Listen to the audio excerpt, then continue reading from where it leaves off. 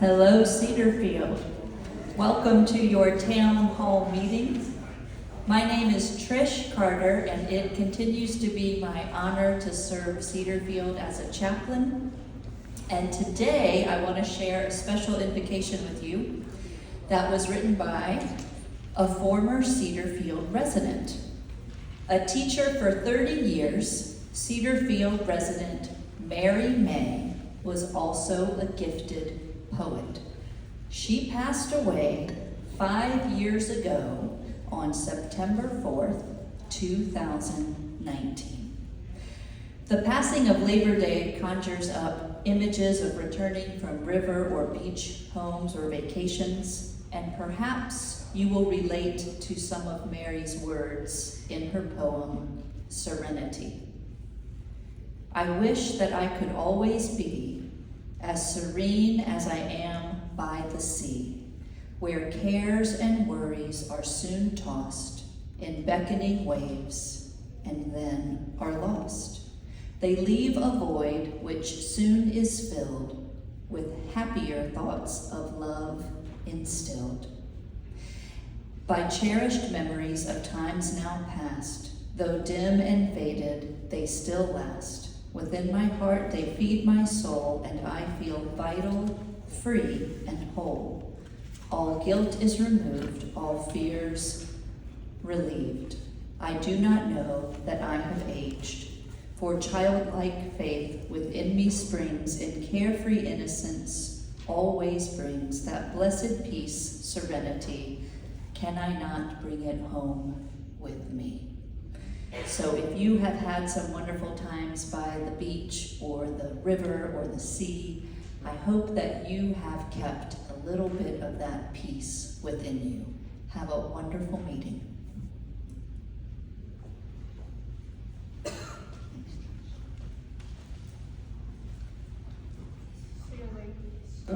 Clearly, the person who spoke before me was a little bit taller. Thank you for joining me for the September Town Hall meeting. We always start off with good news, and I'm looking at Emily so that she could be my runner for me. Who has good news that they'd like to share with the group?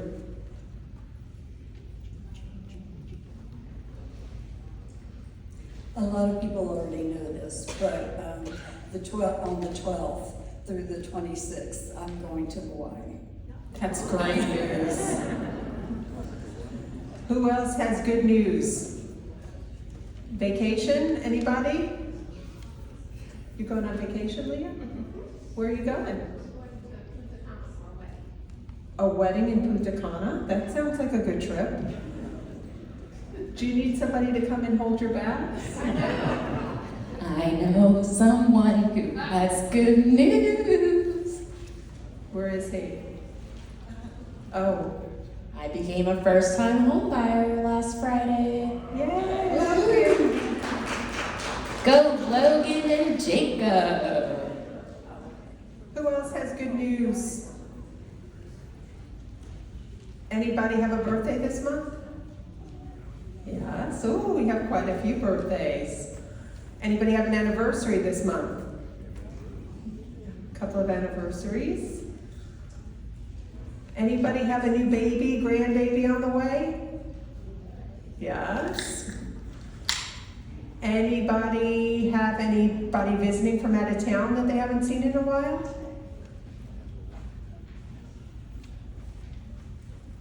Well, I'll share my good news. I am going to see my brother next weekend. It's been about a year and a half since we've seen each other. And just like when we were kids, he has planned the whole time of everything we're doing from the moment I get there until the moment I leave. And included in that is a list of things that he thinks I'm going to cook for him. That's why we only see each other once every couple of years. I'm going to get on with our agenda for today. So we have a saying here at Cedarfield. It goes back a few years. You typically hear it during a hectic week, usually on a Thursday at about 2 to 3 o'clock. And it's TGILF. That's right, TGILF. Some of you are probably thinking, what the heck does that stand for? You know what TGIF is, don't you? And thank goodness it's Friday. Well, TGILF is a little bit different. TGILF stands for Thank Goodness It's Little Friday. Little Friday is when you know Friday is right around the corner, but it's not quite there yet.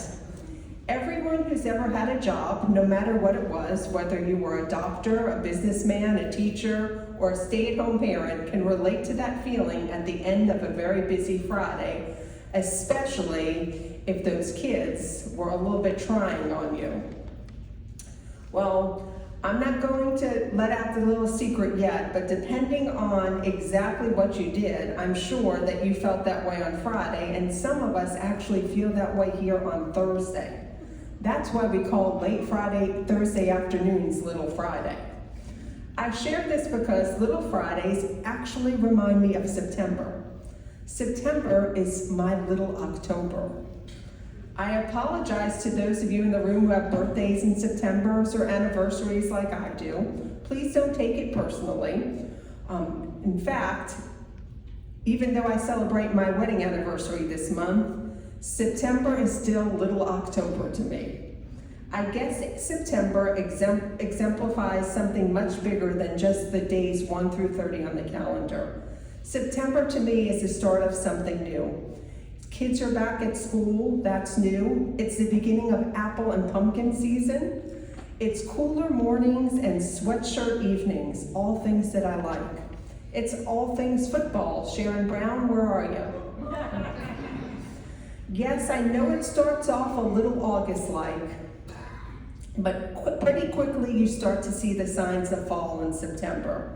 So don't forget a week or so from now, when the humidity is just enough to make your clothes stick walking from the Parkview entrance to your cars, that it is September, but it's little October and fall is just around the corner. Thank you. Lauren.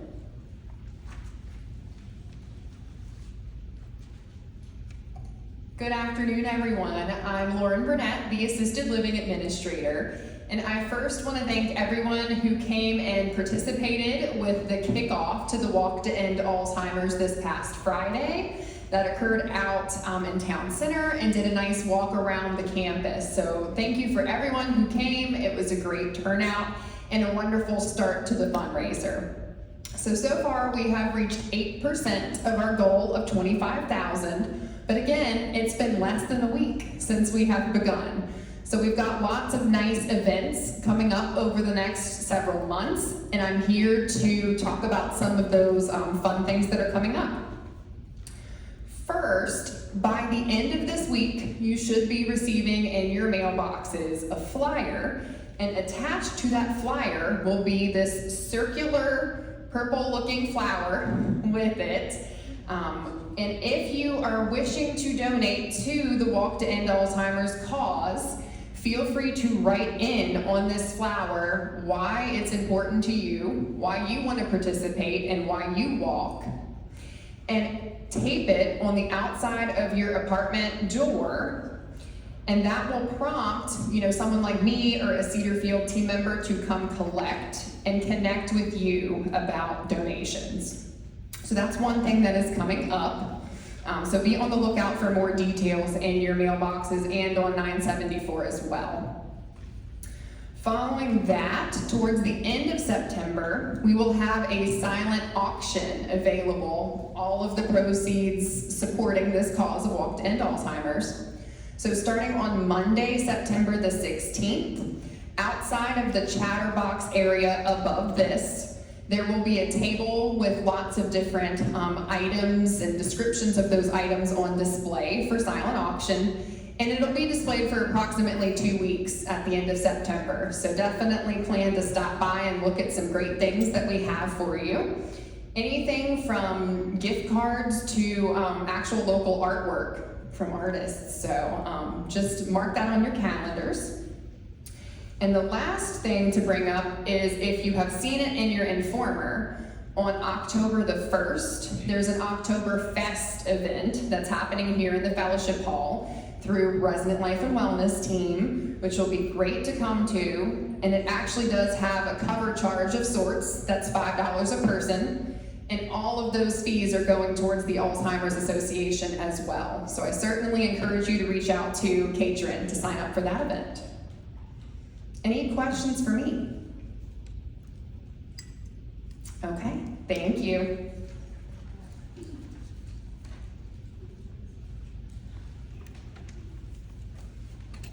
So as part of our kickoff this month, I have a special guest speaker who will talk a little bit about the Walk to End Alzheimer's and the history here at Cedarfield. Some of you might recognize her. She's a blast from our past, Marty Miller.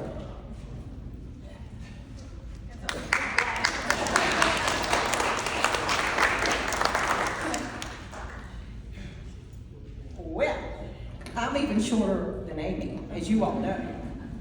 I told Amy when I got here, if it wasn't for Cedarfield, it took a lot for me to put dress clothes on and come over here to get out of my garden and come over and speak today, but I'll be brief. So thank you, Amy, for inviting me. Lauren, all the work you're doing. It's an honor to be here because Cedarfield, as you all know who know me, holds a very special place in my heart. And it just feels like coming back home, except this lovely renovation.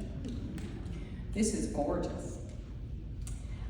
Please bear with me. My speaking skills might be a little rusty, public speaking, so have patience. So we're gonna go back a little bit through time, back to October of 2000. Cedarfield was 4 years old. I had been director of marketing for 1 year. When we participated in the Memory Walk, that's what it was called then, not the Walk to End Alzheimer's, we had a very small group of residents and team members. No hype, no monthly events, no fundraising events, no t-shirts, no bus full of residents, just a handful of ragtag people going over to Innsbruck to walk, but we did it. However, Kathy Driggers was a CNA in special care, that's memory support, and she became very involved in fundraising. And by 2002, she was raising herself well over $5,000 thanks to the generosity of family members of residents whom she cared for every day, including Mrs. Beth Buckle. Jim Buckle, Beth's husband, had recently moved to Cedarfield and knew of Kathy's fundraising efforts each fall. So at first he started collecting money specifically to help Kathy meet her fundraising goals.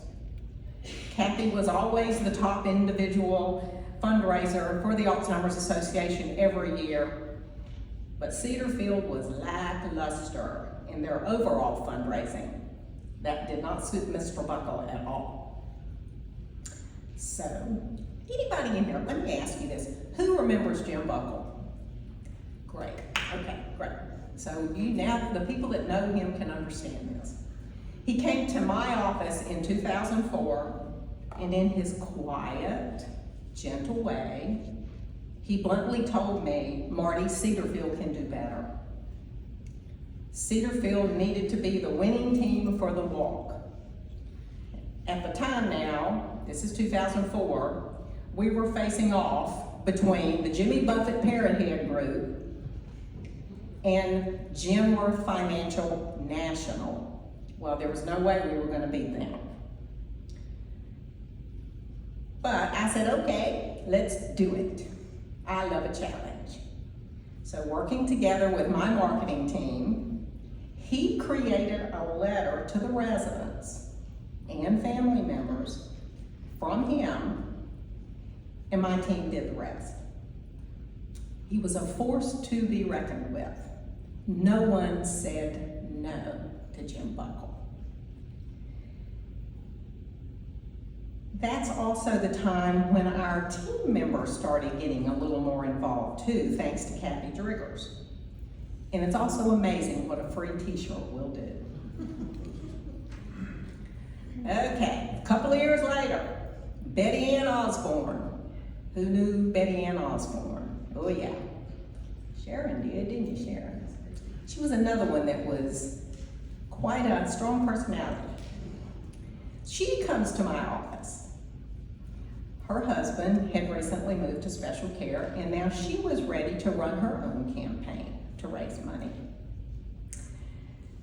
Well, with a bit of coordination, I was able to have them agree to co-chair the residents' campaign. Thus began a friendly competition between these two residences as to who could raise the most money. They divided up the entire resident population equally and prepared their own letters. That way, no resident got but one letter. Due to their hard work, we averaged over $28,000 annually. And I don't want to forget Kathy Driggers either, because she continued to be a huge part of our campaign each year, still raising money, and also encouraging all of the team members to begin to fundraise as well. Mr. Buckle always told me about raising money. He said, Marty, he said, you have to ask. He said, they'll either say yes or they'll say no, but you have to ask. And he did. I was the walk chair for 12 years, and I also volunteered with the Alzheimer's Association on the Memory Walk Committee. I met so many people whose family members had been affected by this dreadful disease. I was so humbled to hear their stories and how the local chapter, and that's where the funds go for your fundraising, still the same, right, Lauren? And it helps the family members in so many ways with counseling, programs, and scholarship funds. If it weren't for Jim Buckle, Betty Ann Osborne, and Kathy Driggers, our very early success of fundraising and bringing awareness to this disease would never have been possible.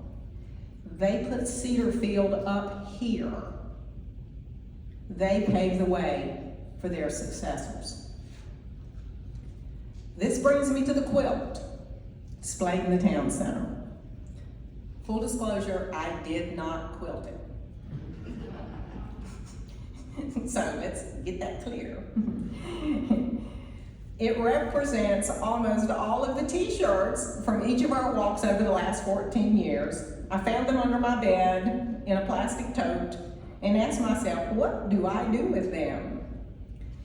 There were 11 Cedar Field shirts. And then the 20th anniversary of the Greater Richmond Chapter's Memory Walk, that's in the center. And I had one of the first purple shirts that the Alzheimer's Association gave out many years ago. I have a friend, Beverly Brinkley in Midlothian, and she is a quilter. I asked her if she could make a t-shirt quilt for me. She looked at the shirts and said, yes. And then she said, well, Marty, what is this? Where did they come from? And I explained to her how much they meant to me. She took the t-shirts and she designed, pieced, and quilted the quilt that's hanging in your town center. When I saw it completed, I realized how special it was. I immediately contacted Amy to ask if she would like to borrow it, and that brought me here today. So I thank you all for allowing me to have this little bit of your time to talk about the past. We don't want to live in the past, but it is kind of fun to know how it all got started. But this all is important to me. This whole subject is important because it means so much to me personally. For you see, I lost my sister Emily on November the 11th last year after she suffered 9 years of early onset Alzheimer's. She was 74 years old. So in honor and memory of every person affected by dementia in some form, I encourage each of you to continue your exciting campaigns and fundraising, your generous giving, and please never, ever stop walking to find a cure. Thank you.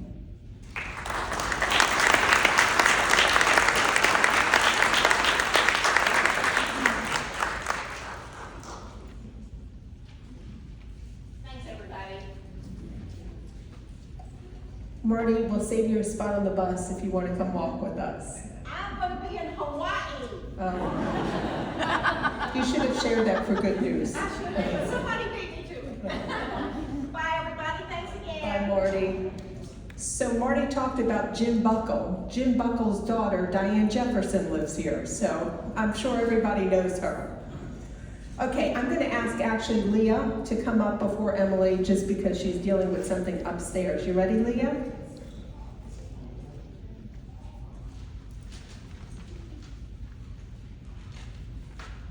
Hi, good afternoon. My name's Leah Clements-Little. I'm the Director of Nursing for Health Services. My good news is I have an amazing new partner to introduce to everyone. Her name is Letitia Hayes, and she is the Assistant Director of Nursing for Assisted Living. She may look familiar to some of you because she is currently the clinical leader for Magnolia Meadow. So we are having some great growth in the health services department, so I'm so excited to have Letitia by my side, just really more or less right hand versus some fingers, right? So please welcome her in that role. The other thing that I wanted to share with you is that we are going to be having a COVID and flu vaccine clinic here in the town hall next month, October 14th. That's my birthday month. And my birthday twin Amanda will be taking gifts all month, just saying. But from October 14th, on October 14th, from 8:30 to 4:30 here in Fellowship Hall. So just look out for that. I know we can go to external places to get our vaccines, but come and have fun with us. We'll try to make it fun to get a shot. And that's really all. Oh wait, no, I'm sorry. In the absence of my other partner, Brittany Ingram Atkins, this is probably like, I should have led with this. Many of you know, but for those of you who don't, we received our Medicare number in June. And so as of this day, we are officially ready to take on skilled nursing facility residents, meaning you can use your Medicare Part A benefit. I'm no Medicare expert, but I have a little bit of knowledge, and I can share with you that if you are hospitalized inpatient for 3 nights, then you're able to use your Part A benefits on our Poppy Place household. We will always have a space for you, so I don't want anyone to worry about that. So that's some great news for us. Basically what Brittany is saying, we're excited to announce that. We are officially able to accept residents. And this is true, the team has worked very hard during the certification and training process to get us to this point. And so we're just really excited to share that information and let you know that we're ready. So do you have any questions? Yeah. Do you have any questions for me? Yes, sir, there's always a question. COVID update? COVID update, we do not have any COVID positive residents at this time. We want to take that back. We have 1 COVID positive resident as of today. And we have 2 team members that are out. But other than that, we're good. Continue with your social distancing and hand hygiene, the new cough etiquette and things like that to protect yourself. Any other questions? Okay, thank you so much for your time. Have a great afternoon.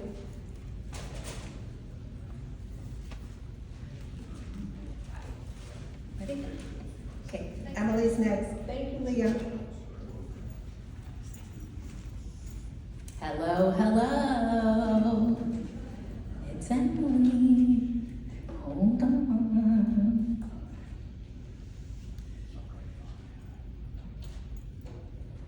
Okay. All right, so we are going to start, good morning, afternoon. What day is it? I don't even know. My name is Emily Adler. I'm the Director of Sales and Marketing at Cedar Field. I run a mighty team of 3. It is me in the director position, Logan Harden, who's in the back, our sales counselor, and Maria Edwards, who is our marketing coordinator. So everything I'm sharing is a team effort. Wanted to give you all first an update on our occupancy. So coming up this month, we have 3 new families who are coming to join us. Next month in October, we have 2 move-ins. And then in November, we have, Logan says we have 3 move-ins in October. And then 8 coming in November. And of those 8, half of them are 1-bedrooms. We did it. We did it, everybody. We did it. The tide is turning. These things always sort of ebb and flow, but it feels real good. So that leaves us currently with 1 cottage, 4 2-bedrooms, and 7 more 1-bedrooms that are apparently quickly going away. So that puts us at 93% occupied currently and 96% reserved and occupied by the end of November. So that is our occupancy. Coming up, we have 3 different marketing events that are coming within the next 2 months. So this month, one of them that I'll share first, we have invited some prospective residents to the Pathways to Wellness Showcase that is occurring on the 18th of September. So we really want to be able to show folks from the outside who lives here and to really be able to talk to you all individually about what life is like as a resident of Cedar Field. So if you weren't planning on coming to the event, which I hope it's none of you because it sounds like it is going to be a blast. If you weren't planning on coming, please do. Again, we would love for people to just get to know the community better, and these are all folks who are really excited to really get a better understanding of Cedar Field as a whole. So that is on the 18th. Next Thursday, the 12th, we are going to be hosting 50 prospective residents in the Fellowship Hall to learn more about designing their space. So it's all about space planning.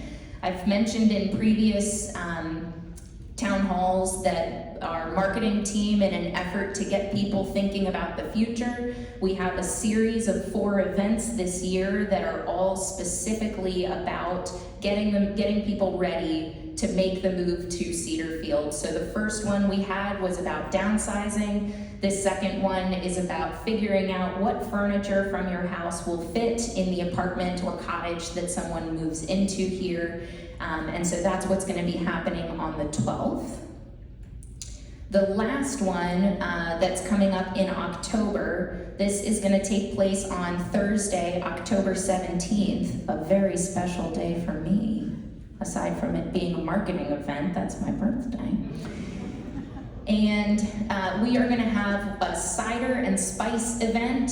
This is for people who are not currently in our database, who are interested in learning more about senior living. And so it's going to be brand new people who, again, are looking to meet residents and get an understanding of what the benefits are of moving to a CCRC like Cedar Field. So Logan and I will be making a presentation, and then we'll follow it up with a an apple cider donut truck outside, and you're welcome to come at the end of that. James is getting pretty excited up here about that. So you're welcome to join us then, again, to meet and engage with prospective residents. So those are our upcoming events. Now finally, I did want to show you, because I've been promising this for I think 2 town halls now, I wanted to show you all the first newsletter that we sent out, because our second e-newsletter that is going out to leads, so people who we have connected with who may not have put down their deposit yet, and and a separate email that goes to people on our wait list. But I just wanted to give you all a sense for what people are seeing. And this is the first edition that we dropped back in June, or that we sent back in June of this year. So it's called Cedarfield Insider. That was the name that we came up with. We go down, we see this absolutely stunning photo that I absolutely adore. It's so colorful, it's bright. We go down to what is going on at Cedarfield. So here we just have a variety of clickable materials so that if people want to learn more about any of these topics, they can. So the first one is encouraging people to click on our Informer and see what kinds of events and programs that we have going on at Cedarfield. This is one of the top things that prospective residents request from us, is to see whether or not they like the things that we're putting together, which of course they do. The next one was a video explaining the differences between the new priority list tiers that we've talked about in the past. A link for the New York Times article that Ann Williams and Amy Chapman were both featured in, just talking about the benefits or why so many people are deciding to move closer to where their children are. Oh, it was Marta? I'm sorry, Marta Giannoni. Information about us winning the second place in the large company category for the top large company in Richmond, and then a blog about how important it is to exercise your mind. We keep going down. We have what is currently available listed and encouraging people to schedule a tour. We've included some resident art of the month just to showcase how creative the residents are. So this is a beautiful piece by Joyce Haley. And then meet the team. And finally, on the bottom, our favorite part, Bob's Joke of the Month. What do you call a happy cowboy? A jolly rancher. So that is our email newsletter. Again, that is the one that we sent first. The idea is keeping this super fun. We want people to look forward to this coming into their inbox. So it's going to be fun, it's going to be informative, and again, it's really driving people to come to Cedarfield, take a look at what we have to offer, and of course to move in and join us here in the community. And that is all I have for you. Does anyone have questions? Yes, Betty. Can you send that to residents? I will find out. Yes. Would it be good for us to see it? Absolutely. Okay, thank you very much.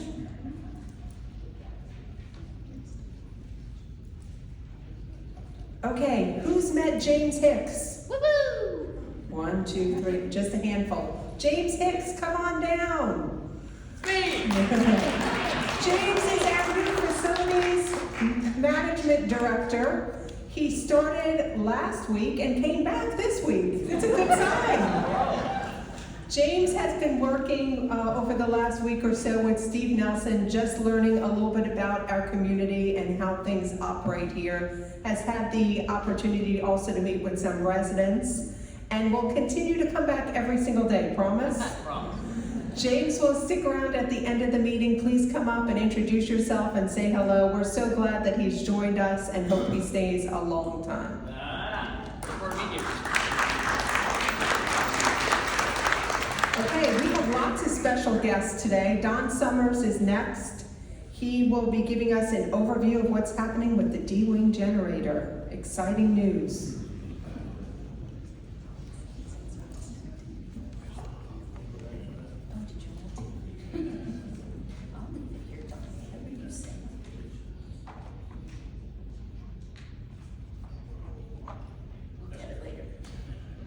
Well, good afternoon, everyone. I'm Don Summers, and I've been with Cedarfield, not with Cedarfield, but helping Cedarfield over the last two and a half years, really on all of the main construction projects, and then whatever else comes along that they need help with, as an owner's rep and also as a construction manager. So that being said, Amy asked me to give you an update on D-Wing generator. How many D-Wing residents do we have here today? Okay, well, first of all, I want to thank those residents for your patience and understanding. I know it's been an ordeal at different times, but just thank you for your patience. It's been a longer project than I thought would ever happen like that. Mainly because of the supply chain. We got interrupted for almost 4 months because of the supply chain on 2 breakers, believe it or not. 2 main electrical breakers. So that slowed us down. But that being said, we are in the last 2 weeks of the project. What we're doing now is, I do want to give you the good news, is that the generator is currently active. It's online, it's been tested out, and all the residence units are covered in the event of a power outage. So you will have those things that are the same as the rest of the independent living campus area. So that being said, also we have the last couple of things that have to get completed is, as you know, when you had a power failure, you had emergency egress lighting. And those were covered in the hallways, but they only lasted for 90 minutes. And they are battery backup.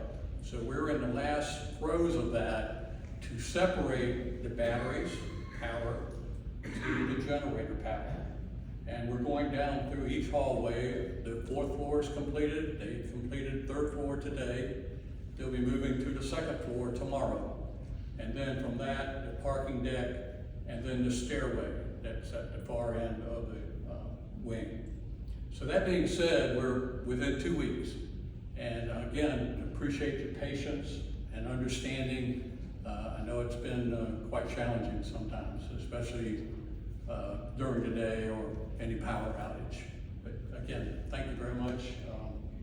And I'll let you introduce our next guest. Yeah, any questions? Any questions? Yep. Mr. McCormick. Electric charging stations be active? When will the charging stations be active, do you know? It's a Steve Nelson question. Yeah. Yeah, we'll check with Steve Nelson. It should be soon. We were trying to work out the billing aspect of it, but it's hooked up and ready to go. Thank you for that. So if generator wasn't exciting enough for you, we have an EFIS update. Come on down. Mike Gladwell is from James River Exteriors, sorry. And he's going to give us an update on where we are with the EFIS project. I'm sorry, it's probably more exciting to you than it is to me. Probably. Good afternoon.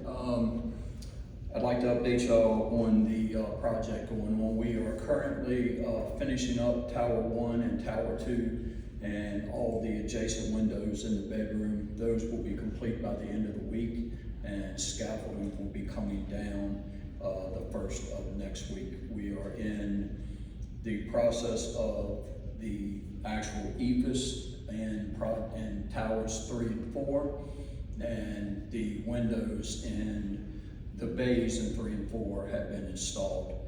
The adjacent windows in the bedroom are ongoing, and I think they're about 90% complete. Bays 5 and 6 are, bay 5 has been framing repairs have been complete and they're sheeted. They are in the process of putting the weather barrier on and installing the windows in the bay.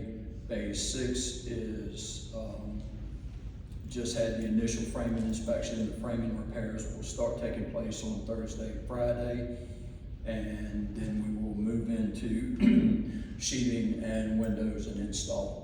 We will be updating weekly of which units we will be going into to install windows and try to give you as much notice as we can regarding that.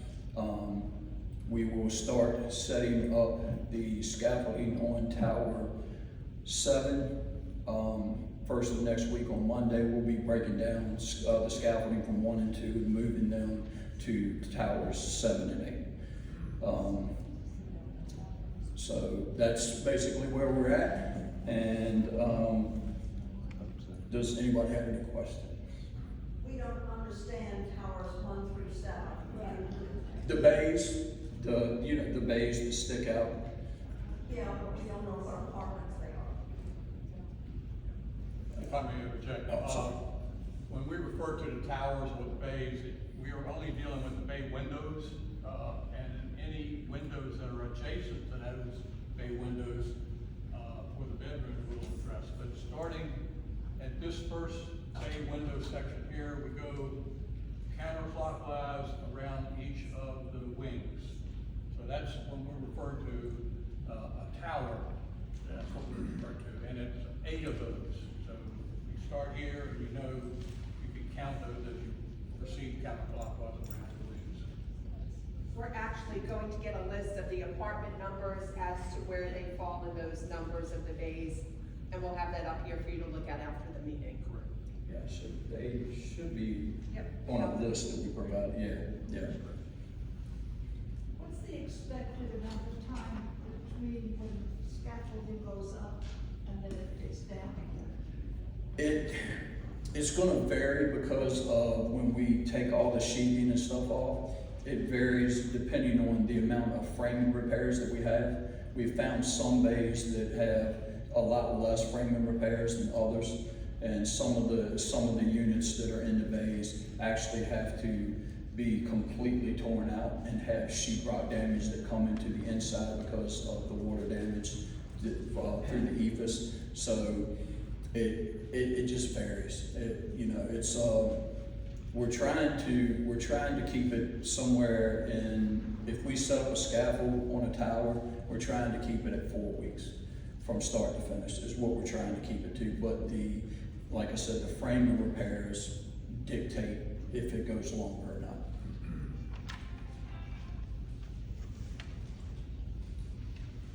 Anybody else?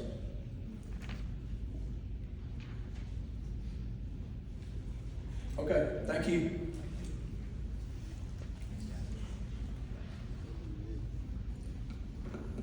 David, I'm gonna ask Neil to go next, okay? Okay, Neil's up next. Sorry, David.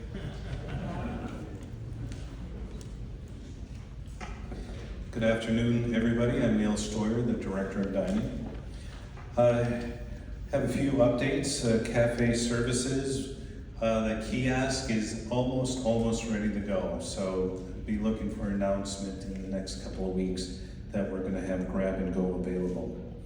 Destination dining. Wow, we're in China. We've moved halfway around the world and back again already. So hope you all have signed up, gotten reservations. Steve and his team are ready to greet you and enjoy. And if you need anybody to speak Mandarin, June, our hostess, is right there. Executive chef candidate. This Friday we have a gentleman coming in for, if Mr. Miller, what was your profession? What did you do for a living? Engineer. Okay, so when you got a job as an engineer, did you have to do diagrams and CAD drawings and other things to prove that you were an engineer? Well, that's good, because you'd hate to hire somebody who says, yeah, I'm an engineer, and it was like old Art Carney in the Jackie Gleason show where he was a sewer engineer. We didn't want that. Well, same thing. We're going to have a candidate come in. The proof is in the pudding. He's going to do what's called the market basket, and he's going to provide a couple of recipes, and let's see the proof. Let's see what he can do. So that'll be exciting that we're moving towards filling Chef Tryrone's job as well. Any questions so far about anything? Sylvia? Hi, I just want to congratulate Dining Services for the effort they have put into our takeout menu. I know it's a work in progress and we all appreciate it. I am, as you know, very concerned about the delivery of the menus. And I was wondering what we can look forward to other than having to come to the dining room to physically pick up that menu. How can we get the menus? What Sylvia was alluding to is a conversation that we had a little bit. The takeout menus, we tried to pare it down a little bit. We were not successful in doing that, in making it a one-pager. And the reason for doing that is because when we went down the road of destination dining and changed a couple things in the cafe, we were doing cycle menus, trying to do an overall 5-week cycle menu. That didn't quite work for takeout, because takeout is very popular. So now we're back to a 2-page menu, and yes, we should, I would need to talk with Amy and team, or maybe there's a platform to do this. We can take a snapshot or do a PDF file of the takeout menu and put that on Touchtown. However, it would be so small you would have to expand it. So I would be worried about everybody saying, I can't read the menu, it's so small. So you can expand the menu or any PDF file. When you're looking at a doctor's bill or something, you can expand it. But there'll be more thoughts on that. I agree, I would rather not be printing up menus day after day, week after week, and leaving those out and having to recycle printed copies or run out of printed copies. So we are exploring other avenues. Thank you for the question. All right, well, done. I just wanted to commend the dining staff for the outstanding job they have done with destination dining. Well, thank you. Yes, well, thank you and good night. That's it. Excellent. And we got a segue there. Mary, did you have a question? Yes. When I came to Cedarfield, I needed socialization. Socialization.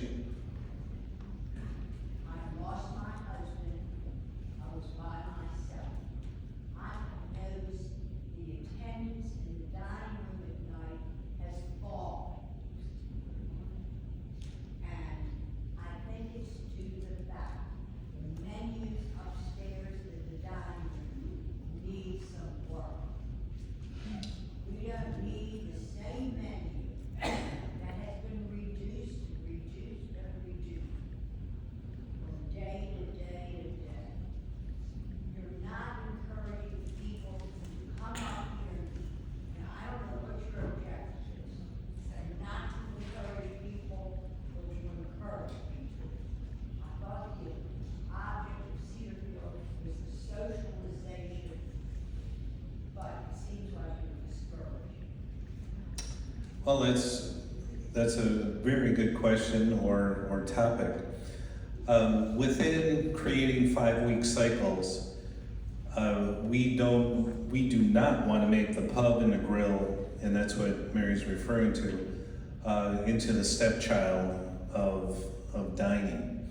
In fact, we're working on items for the grill that are grill specific, because many residents who do take out, they don't want to necessarily come to dining, because when they come to main dining, it takes 2 hours.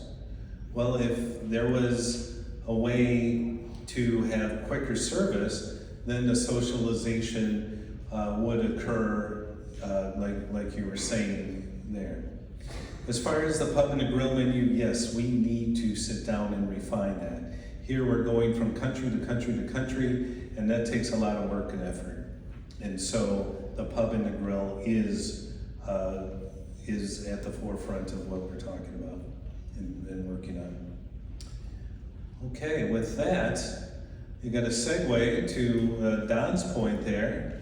Well, somebody named Amy Chapman said, hey, 2024, this is a year of dining. And everybody's saying, oh, the team in dining, they can do destination dining and they can change healthcare menus and the cafe menus and all these things, and they can do it No, not in 12 months. They could do it in 9 months. And me and Steve Gieseling are looking at each other. It's like, okay, talk is cheap. Well, guess what? We did it within 6 months. And that's due to Steve, it's his team, and Chef Tyrone, who retired from us last Friday, and his team. Within his team, and this is for the mission moment, we had somebody step up to the forefront and say, you know what? You want to go to Paris? Gotcha. You want to go to Italy? Ciao, baby, we gotcha. Same thing with going to China? Mihao, no problem. And we have talent within our staff, and they put together fabulous meals for you day in and day out and every night. And today we have an individual here. He's started, he's been an executive chef. He's done a lot of catering as a chef as well. And he's been here for a year now.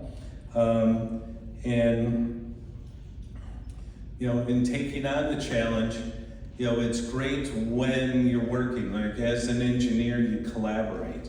Well, here, having somebody who's gonna collaborate and talk about food, and there's no drama in it. We're gonna be creative, we're gonna do all these things, and we're gonna put it together, and we're gonna be ready. Because I get to be the nervous hen saying, okay guys, we're gonna go from Paris to Italy to China, all this, are you guys ready? And this individual says yes, every single time. And so our mission moment today is for Liddell Samuels. He's there in the grill kitchen every night. You can see him, say hi. So congratulations, mission moment to Liddell.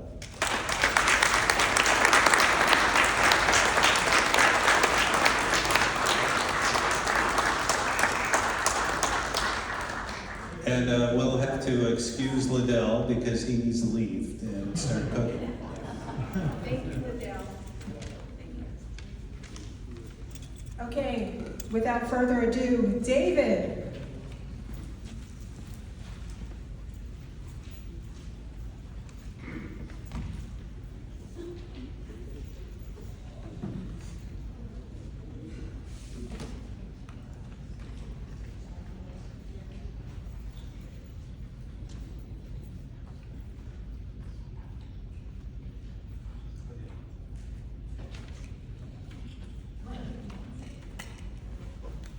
Got it.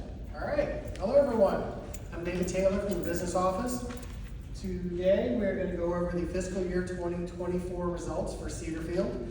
Our fiscal year ends in May. We're now in our 25 fiscal year. All right, we're going to cover the Cedarfield Statement of Activities, and then we're going to cover capital expenditures for last fiscal year. All right, operating revenue. We closed the year with operating revenue of $43 million on a budget of $44.7 million. That's an unfavorable variance of $1.7 million. The variance is caused by a delay in budgeted Medicare revenue of $915,000, and the population of Cedarfield was 12 residents below the budget. I'm happy to say Medicare started this week, and we have currently closed the gap to only 4 residents under budget. Operating expenses. We closed the year with operating expenses of $37.9 million on a budget of $39.5. That's a favorable variance of $1.5 million. We had 2 departments that were at budget, marketing and dining, with a variance of less than 0.5 percentage point from budget. All other departments collectively were $2 million under budget. The largest being Poppy Place, mainly due to the delay in Medicare. They were under budget by $747,000. Brings us to net change from operations. We closed the year with a change in net operations of $5 million on a budget of $5.2 million. an unfavorable variance of $208,000. The variance is due mainly to $500,000 of depreciation from capital projects that were completed and booked quicker than budgeted. We're going to review capital projects in the next slide. Total non-operating charges, $3.5 million on a budget of $4.6. A favorable variance of $1.1 million. Non-operating charges are primarily made up of two categories: bond expense, which is pretty predictable, and investment income. Bond expense came in at the budgeted amount of $4.9 million with a small variance of $28,000. Investment income came in at $1.4 million on a budget of $342,000, or a rounded $1.1 million better than budgeted. That brings us down to total change in net assets for fiscal year 2024. The actual was $1.57 million on a budgeted $678,000. So we closed our fiscal year 2024 $895,243 better than budget. That was pretty good. So I threw a lot of numbers at you. Let me recap. Medicare revenue and expenses didn't happen in our fiscal year 2024. Cedarfield resident population was 12 short of budget. We have since closed that to 4. All departments came in at or under budget for the year. Capital projects were completed quicker than budgeted, which resulted in $500,000 of extra depreciation for that fiscal year. Investment gains added $1.1 million to the bottom line. We're going to go over capital projects that were completed or money was spent on it.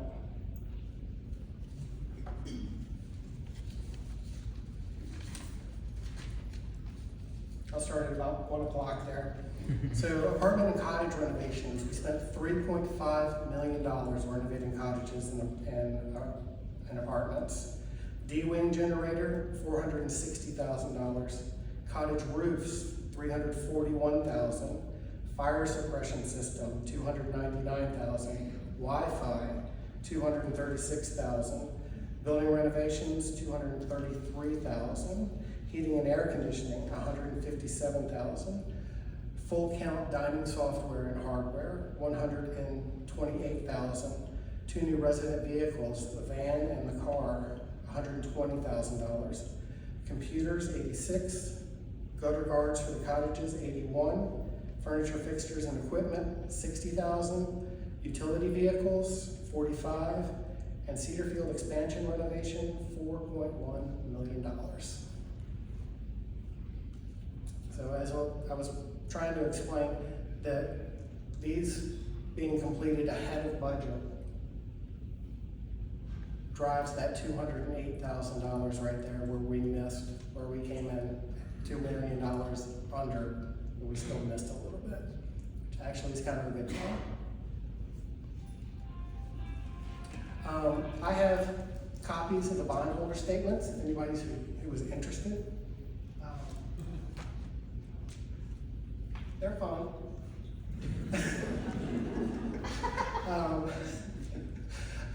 I'll leave them over here. I have about 10 copies. They're also available in the Resident Business Center. If you want to make your own copy, there's a copier right there. If you want to email me, I can email you a copy. I also have about 20 copies of the presentation if you guys want that. I'll put it over here, and if you just contact me if you want a copy of the presentation. And will you stick around afterwards? I will stick around afterwards.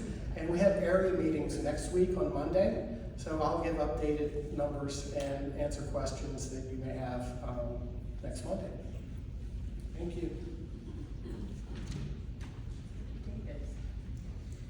Okay, this is the part of the program where these chairs aren't quite as comfortable as they were when you got here about 55 minutes ago. So we're going to speed it up a little bit with Sharon Brown.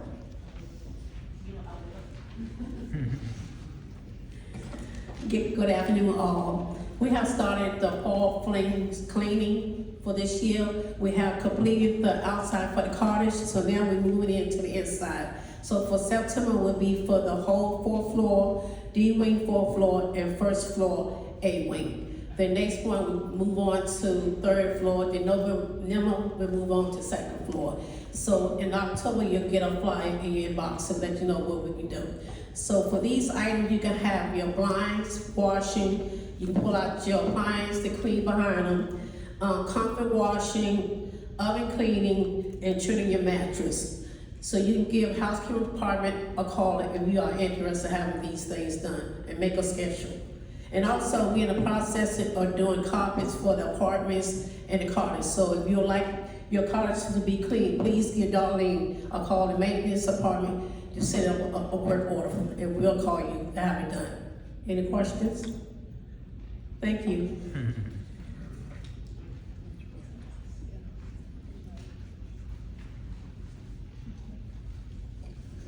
Good afternoon. I'm Florence Brooks, Director of Resident Life and Wellness. It's so good to be with you all this afternoon. I'm so happy to introduce you to Sarah Ferguson.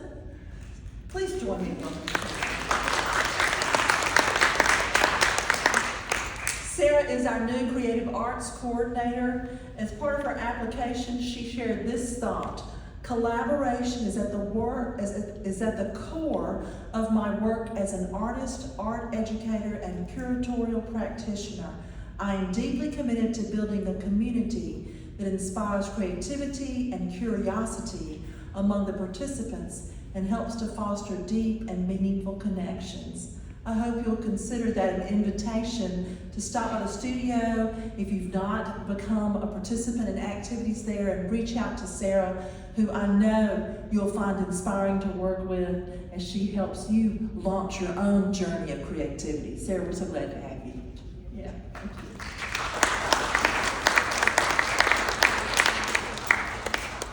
you. You all received a memo in your boxes last week. On September 11th, Dr. Ogilvy, Cedarfield's audiologist, will be making a preparation in this room at 1:30 on the T-coil system, referred to by many as the loop system. So she's going to help you get looped in. A couple of residents have already begun to utilize this system, which is a system that you can adjust your hearing aid device to utilize. And one resident said, what one hears with it, the T-coil, is much clearer and slightly louder than relying on sound transmitted from the room speakers through the hearing aid.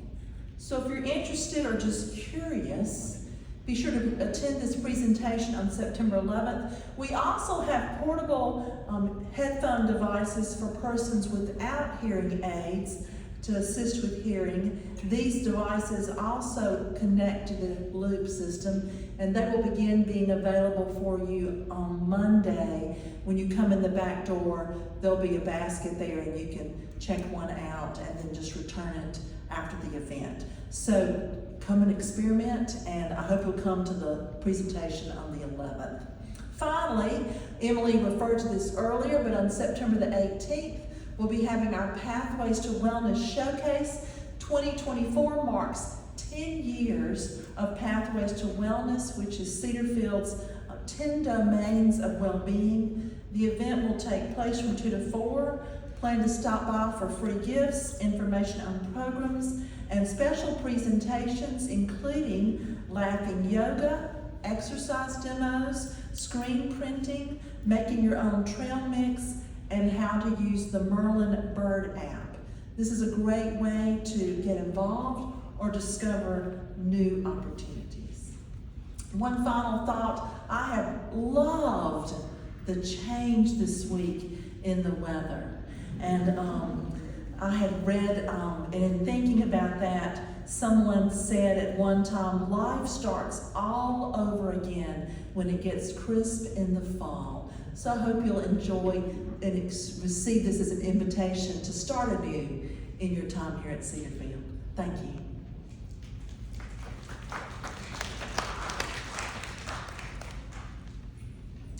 Thank you, Florence. Just a quick couple of updates from me. First of all, please, please, please, We Care Connect, that's our way of gathering information about you, about satisfaction. You'll either get a phone call, an email, or a text message. Please take the time to respond to those and let us know how we're doing. I asked Mark Collins, who is our IT director, to join us today to give us a brief update on a few things that we've all been talking about. One is the Wi-Fi upgrade. And since he does a better job talking about things technology related, I'll read to you what his response was to me. So, what's going on with the Wi-Fi upgrade? The wireless replacement project was intended to simply replace aging equipment that had reached the end of its support. We need to always remain in a supportive system. Replacing like for like would have almost no effect on the coverage or speed, but I was able to work in roughly quadruple the number of access points, so we will actually end up with better coverage, thus better speed for Wi-Fi. IL is all that's remaining, he's talking about the apartment building, to be switched over, and that will be done sometime next week. I've penciled in Tuesday to make it happen. As I always state, we do not promise any level of protection or security. That would be the responsibility of having your own antivirus or firewall protective systems. So we expect that we'll have some upgrades in the speed and the capacity of Wi-Fi in the building, hopefully next week. But we encourage you, if you do banking or anything else online, to continue to use your own system to support your security. The next question was about live streaming. We have run into so many obstacles with live streaming. The AV company that we have used is re-engineering the products that have already been installed to help us ensure that we have live streaming. We anticipate that this will happen soon, but there's not an exact date for live streaming yet. More updates to come on that, and we'll keep you updated on Channel 970. And the last, we had a question about the internet and telephone connections that were interrupted last week. We had a horrible storm, I'm sure everybody remembers that. And it's Verizon's equipment failed because of the storm around after midnight. What typically happens is that once we find out about that is when we put the system back in operational mode, and unfortunately, that took until 8 a.m. and the outage seemed to happen closer to 3 or 4 in the morning. So sorry for that inconvenience. We are working on better ways to communicate when things like that happen. Our IT people, of course, are off-site and don't necessarily know when the power goes out here or the phone system goes out unless someone calls them and wakes them up. And unfortunately, I don't think that the phone call woke up the person last week. So that's an update on that. Any questions about anything IT related or Wi-Fi? All right, I will not forget Mr. Miller and his resident council report. So please join me at the stage for the final report of the day. Thank you. Well, I appreciate that, but I won't make you very happy. I really do not have anything that is time specific that wasn't covered in last week's Residents Council. So Neil, I was a sewer engineer.